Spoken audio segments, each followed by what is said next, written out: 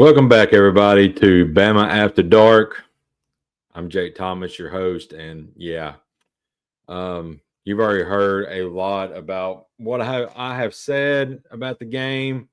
We're going to talk about it a little bit more here, and we're going to move on and talk about the ULM matchup as well. But thank you all for joining. Give y'all a few minutes for y'all to get in here. Please like, share, and subscribe, and hit that notification bell. And thanks for all that you guys have done for us in the past. Guys, it was a rough one this week, this past weekend. Um, I say my final thoughts on this, and the lack of effort is what is the most concerning to me. And I don't know what it is. I don't know why they didn't give 110%, because when you wear that scripted A, when you play for the University of Alabama, you give 110% every single time you're on the field. We got about 50% from the players last Saturday. I don't expect that to be a problem this weekend. But yeah, it's very disappointing. Positives, if you can have positives, let's just say that one of the positives was, in fact, that Ty Simpson looked apart. He didn't lose us the game. He didn't do anything to help win us the game, but he took care of the football, and that's the biggest thing, because we all remember last year how it kind of ended, and that was with just turnover with Jalen Milroe. At least we had 2 touchdown passes. Ty did no interceptions. Had that one backwards pass, which luckily Parker Brailsworth pulled a guy and picked up and made something out of it. Other than that, not much offensively to talk about. Jeremy Bernard, of course, had a great game, and rightfully he ought to be wide receiver number 1. I mean, he's at this moment, and I'm not scared to say it, he's better than Ryan Williams. Talent wise, no, he's not better than Ryan Williams. Ryan Williams, outside of the concussion he has right now, he's having some issues. He's had, he ended the season with several drop passes last year. He had, I think, 3 in this game. It's just a mental thing with him right now, I believe, and hopefully the concussion protocol gets through it, gets better. But yeah, man, it's very disappointing on how things played out Saturday. I don't have anything positive to say about the defense. Let's just we're just gonna move on, and hopefully this week we'll see a different team. Now this week, ULM comes into town. 2 good things about this matchup. It's at home, and honestly, 2007 is not going to happen again. Fingers crossed. I don't think it will. They got some good players. I just don't think Alabama is going to play down to their opponent again like they did last week. So I feel like Alabama overall is going to play a lot better game. More cleaner. It's going to be a lot better. But yeah, everything's it's pointing forward. It has to. Now, one of the issues is injuries. Looks like we got the injury bug hitting again. Ryan Williams is going to be out with a concussion. Jaden Roberts will probably be back. I think Danny Lewis had an unknown injury this past week. I feel like he's going to be back playing this week.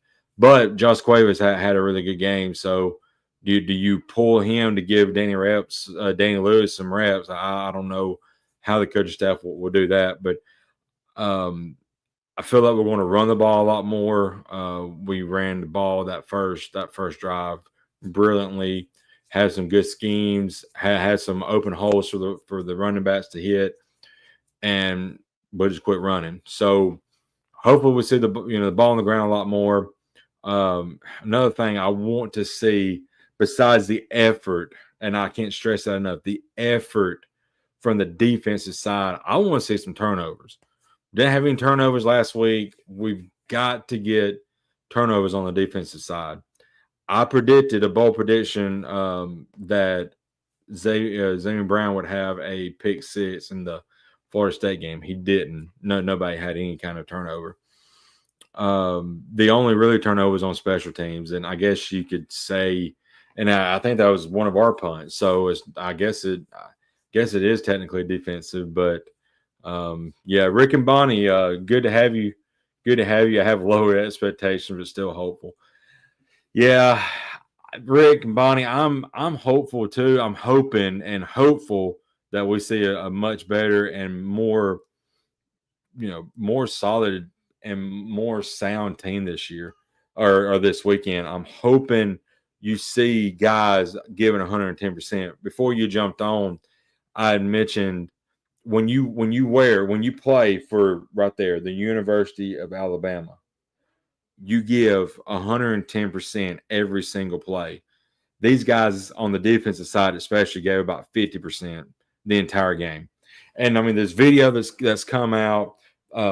There's Bray Hubbard. I had my expectation for Bray this year was sky high because what he put on the field and what he showed last year, and he'd come in and play for Andrew Keon Sabb. He played out of his mind. I was like, my gosh, this kid's gonna have a whole year to do just what he did in a little small sample size. And he just jogged around all day. I'm honestly so disappointed in that. I can't, it's just so heartbreaking to see that because I believe he was a honorary captain and took the place of Tim Keenan since Tim Keenan can't be on the field right now because of his injury. So you have a captain. If he was an honorary captain, I never got any word if that was true or not. I just saw it on X. You know how X is. But if he was an honorary captain and him just jogging around like that, that's very, very concerning. So I'm hoping defensively we see a much better team. I want to see guys flying to the quarterback. I want to see guys flying to the ball. And I want to see some people putting shoulder pads on somebody and knocking them out. Justin Jefferson last week got laid out by like a tight end or something. I know the tight end is a little bit bigger than he is, but former players, former linebackers that was in his same spot back in the day, 10 years ago, would have laid that tight end out. We're just too soft right now. We've got to get more tougher, more physically tougher, more mentally tougher than what we showed the last weekend. Now, let me just say one other thing about the Florida State game. We're going back and forth here, but Rick, I want to hear your comments on this. And Stacy mentioned it on our post-game show on Tide Talk Live.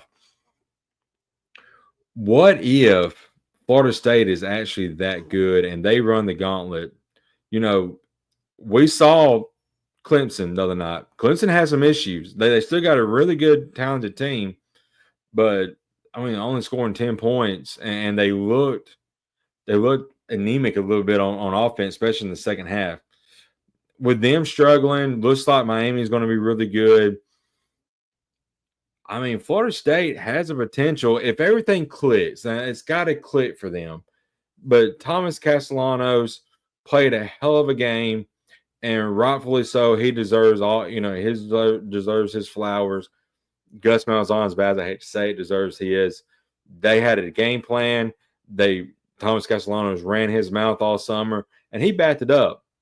Our guys said that disrespect would be handled on the field. I'm still waiting on that because no disrespect, was handled last weekend on the field. We just let Castellanos do whatever he wants. I understand one half he does that second, but let him do it the entire game. Nothing changed. So maybe Florida State's going to be pretty good this year. I'm not going to say they're going to win the ACC, but Miami looks like a real legit contender. Clemson's got a ton of talent, but they just not look good against LSU. LSU may be a lot better. But as it sets up now, if Alabama plays the same as that way they did last weekend, they're staring 6-6 in the face. Maybe 5-7. But 6-6 is a strong possibility because you got to go on the road to Athens. If they do not get better defensively, that's an L. You got to go to Columbia, Missouri. Don't play any better. That's an L. You got to go Columbia, South Carolina. Don't get any better. That's an L. You got to go to Jordan-Hare, which is going to be a nightmare anyway, even if we were clicking on full cylinders. That could be an L. Luckily, Vandy, Oklahoma, Tennessee, LSU all at home. I'm still concerned about those games. Now, Kalen DeBoer has not lost a game at Bryant-Denny since he's been the coach. Now, he's only had 1 year, of course. But we do play a lot better at home, and rightfully so. Everybody does. But I need to see a drastic improvement in this team this week. Now, I didn't tweet this out, but I have told numerous people, and I'm getting a little carried away. But me and Stacey, Tide Talk Live, we have a Discord channel. So follow us on Discord if you have a Discord. I've actually said that on there. And like I said, I'm being totally just out there with this. But I was so mad, a day or two after the game. I was still just so pressed about it. I said, next week, I don't want to see ULM get past the 50-yard line until late in the fourth quarter. And I want the final score to be, when there's double zeros on the clock, to be 185-0. Now, I know that I'm being crazy unrealistic there. I just want to see improvement. I can't see the same as that defense as we saw last Saturday. I'm going to lose my mind if I do. DeBoer may lose the team if things don't improve. Well, Rick and Bonnie, two things about this, and I've been 50-50 on this. The recruits did come out, I think, Sunday and mention that they're still 100% behind this coaching staff and the team. So that's great to hear. You don't. If the recruits are still on board, then maybe this coaching staff can turn things around. And the second thing is, and I saw this today on X, and I never thought about this until I finally looked deeper into it. But all the guys who transferred with Kalen DeBoer to Alabama, that's Germ, that's Josh Cuevas, that's Parker Brailsford, and there was another one. I forgot who that was. But your three guys there, all the guys who transfer with him outside of Austin Mack, he's not playing, but they're all 4 stars. I cannot remember who the other guy was. But those three guys for sure, they played 110% of their heart the other day, last Saturday. They gave 110% effort. Maybe it's not a coaching issue. Kalen DeBoer and his guys are right, because the guys that they pulled from Washington are giving 110%. Why are the other players not giving 110%? I don't understand. I'm trying to give him the benefit of the doubt on that. His guys he brought with him are giving 110%.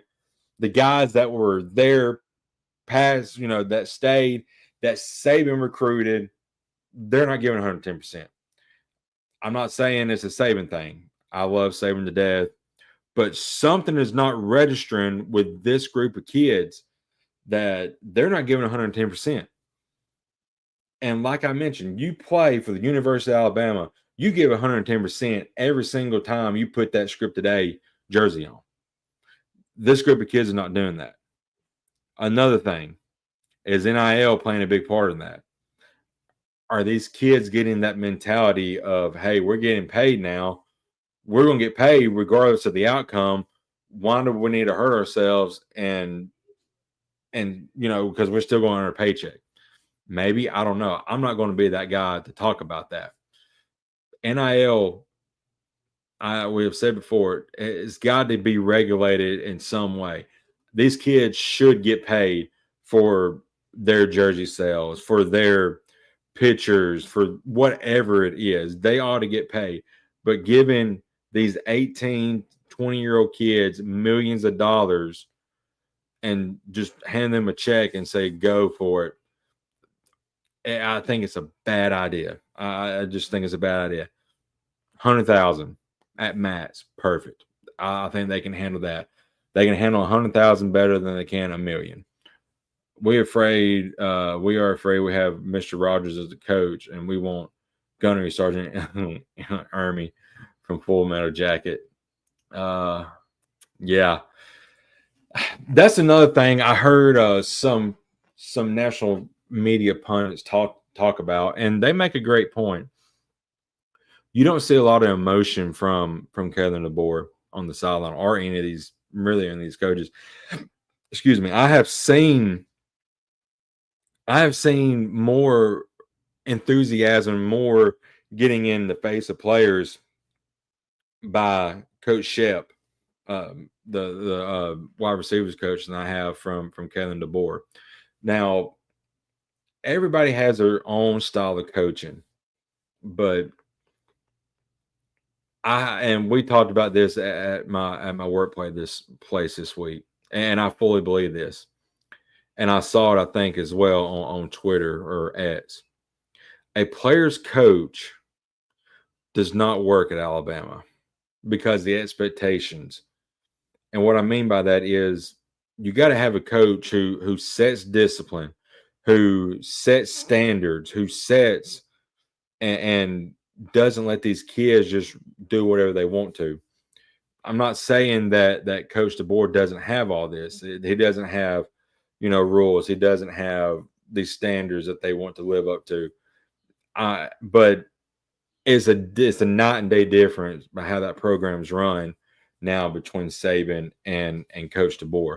You hardly ever saw any YouTube and Instagram videos and dances from a Saban-led team. Maybe the last year or so in his coaching days. And I mean, it's fine. Everybody, like I said, they have their own style of coaching, but I really feel like a player's coach does not work at Alabama. You've got to have somebody who's disciplined and can resonate with the kids and keep them level-headed and keep their eyes on the goal at hand. I just don't know if this coaching staff can do that because they're almost like letting the kids dictate what they do.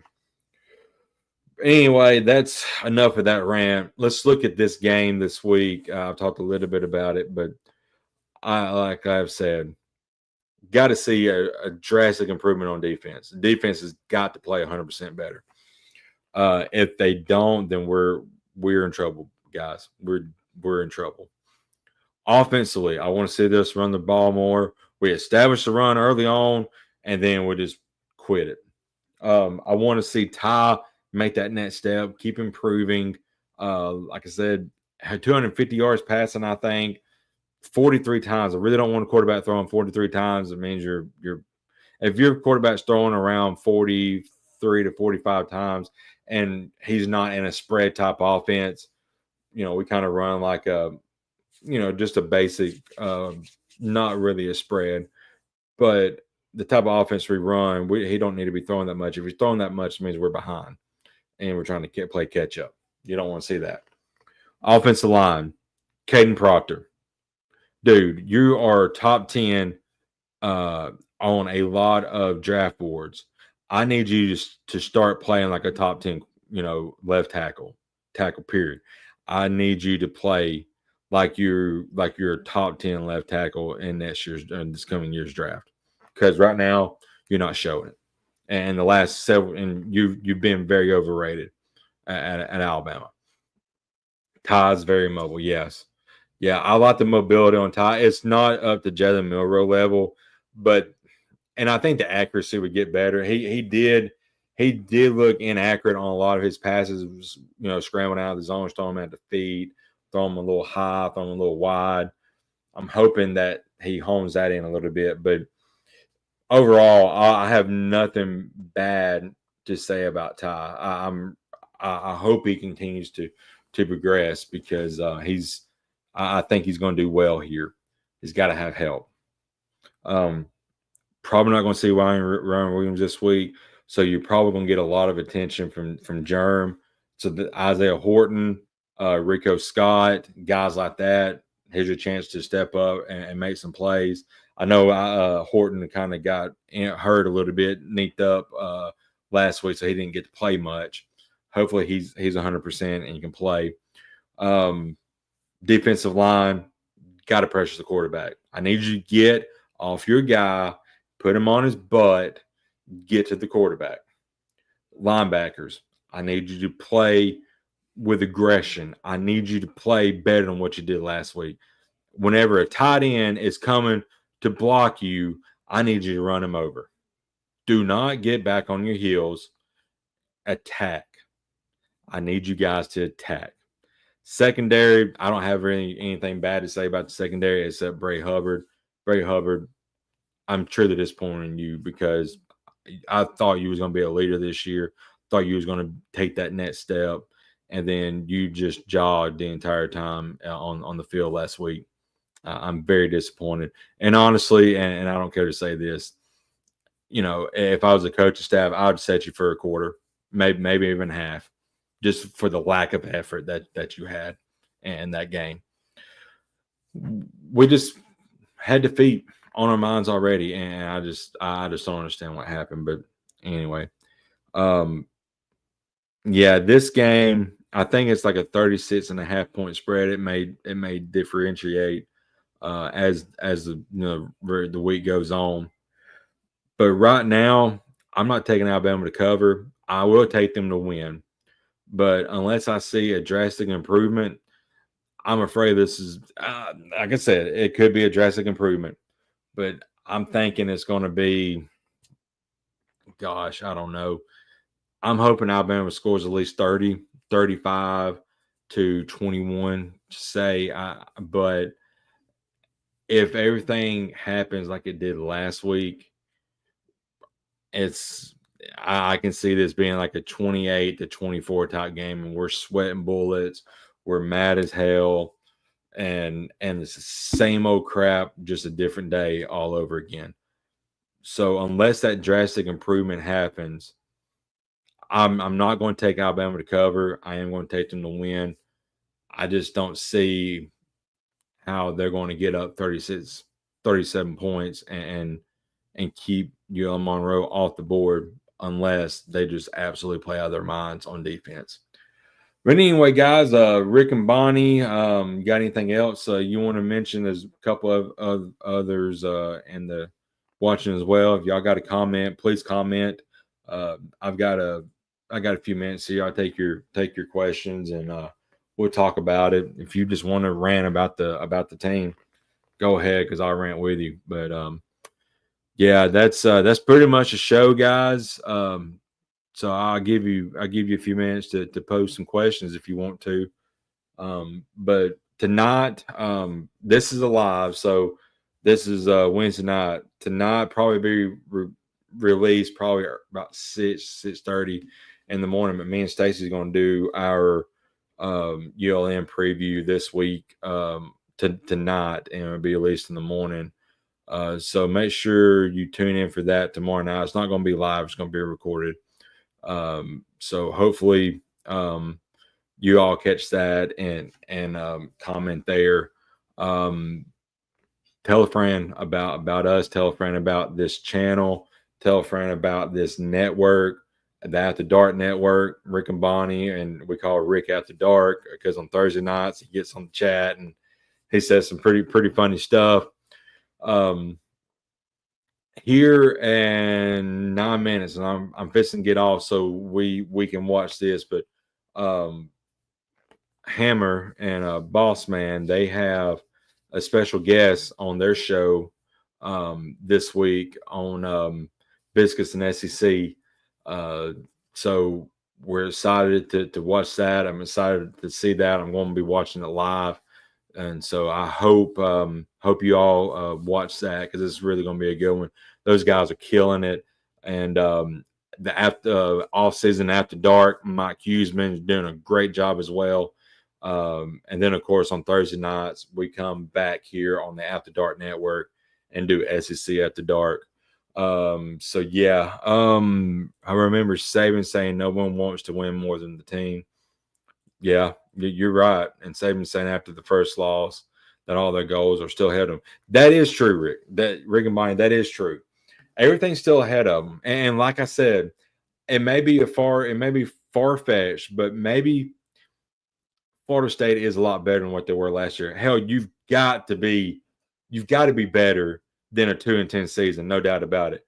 There's Stacy. Roll Tide, Stacy. Thanks for joining. But yeah, you've got to be better than your 2-10 season. And they did go get a quarterback in Thomas Castellanos who kind of fits the Malzahn system. I'm just disappointed we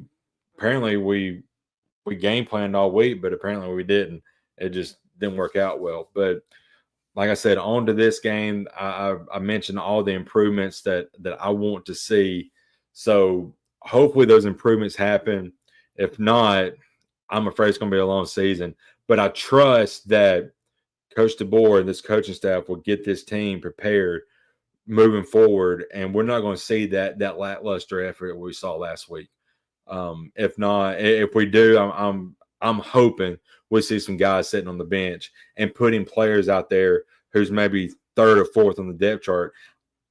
I don't care if they give up plays, just give 110% effort every single time. I don't care if they're if they're a true freshman, haven't played at all. If he's going to give me 110% on the field, then you set the senior linebacker, whoever it is, that isn't giving 110% effort. That's just my opinion. Like I said, when you put on that jersey, that Alabama jersey, you give 110% every single time on that field, and that team didn't do it last week. But anyway, I'm done discussing that, like I said. But I'm going to get off here now. Give us about 5 minutes to get ready for Biscuits and SEC. Watch their live. I believe they are going to have, I think it's the founder, her name, I don't know her name, but she's the founder of SEC Pretty, I think, if I remember correctly. I have retweeted it on my personal page. But yeah, go watch that. That's going to be a really fun show. And then me and Stacey's going to do our show tonight, probably re-released in the morning around 6:30. Then tomorrow night, we'll all be here on the After Dark Network doing SEC After Dark. Picks is coming up. So I went 6-10 on my picks. So yeah, it was not good. So I've got to make some headway this week. And you might want to pay, join us next week on or third, tomorrow night on our picks, because I've got one pick that I think is going to surprise some people, and you just have to watch to know it. But anyway, guys, thank you for joining. DeBoer believed in his team by going forward on 4th and long. Yeah, you're right. You're right, Rick. I mean, I believe in the team. I think everything can be corrected, and I believe this coaching staff can do it. Anyway, guys, thank you all for joining. This has been Bama After Dark. I'm your host, Jake Thomas, and I'll see you back here. I'll probably be back on a Tuesday night next week. I had something going on yesterday. I couldn't do a show last night. But yeah, Stacy, but I will see you here in a few hours. I'm fixing to go eat some supper, go watch SEC Biscuits and SEC. Then we're gonna get on here. We're gonna chop it up and talk about ULM preview. And we may do some more chit chat about that. But anyway, guys, thank you for joining. I'll see you all on the next one. Roll Tide, and good night.